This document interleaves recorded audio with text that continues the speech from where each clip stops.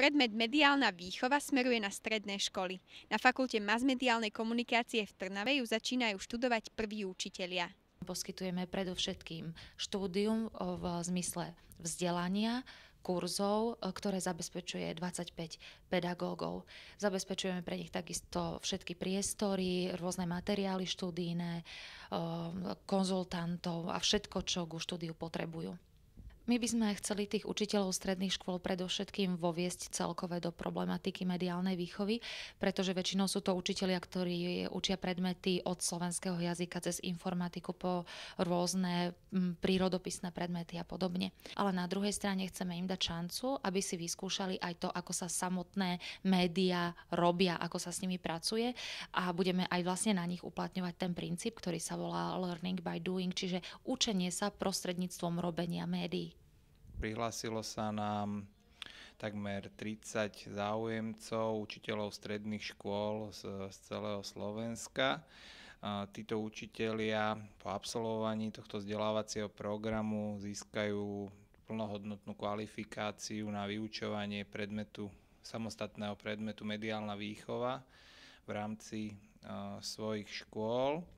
Je naplánovaných 200 hodín prezenčnej výučby a ešte 40 hodín diaľkového štúdia alebo konzultácií. Prezenčná forma výučby, teda prednášky, semináre a praktické aktivity pre frekventantov sú naplánované na celý tento kalendárny rok, čiže až do decembra roku 2011.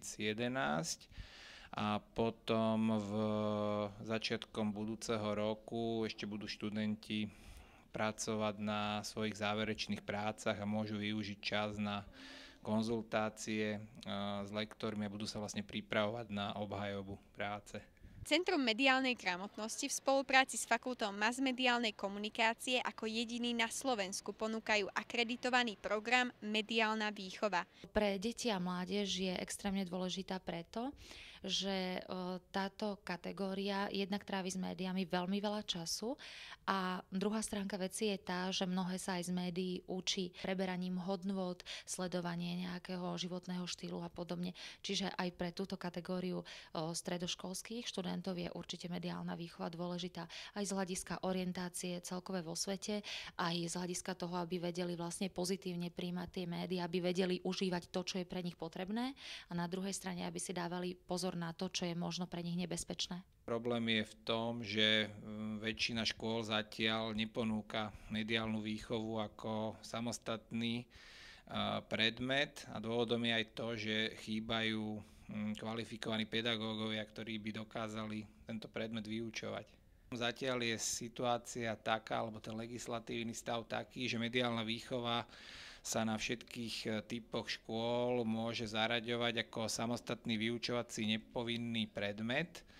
Čiže učitelia alebo školy ho môžu vyučovať, ak vedenie školy súhlasí a potom ešte každá škola by mala podľa platnej legislatívy prvky mediálnej výchovy zaraďovať do obsahu jednotlivých vyučovacích predmetov. Som z Nových Zámkov, z Novozámockého gymnázia. U nás ešte nie je zavedený ten predmet, ale plánujeme to v blízkej budúcnosti. Prišiel som zo strednej umeleckej školy v Trenčíne. Nestretol som sa s týmto predmetom mediálna výchova. Prišla som z gymnázia v Partizánskom. Mediálna výchova ako samostatný predmet sa u nás nevyučuje. Je zaradená vlastne v rámci predmetu, myslím, umenia a kultúra. Ja som prišla zo Žiliny z gymnázia Sv. Františka. A myslíte si, že mediálna výchova bude študentov gymnázia zaujímať?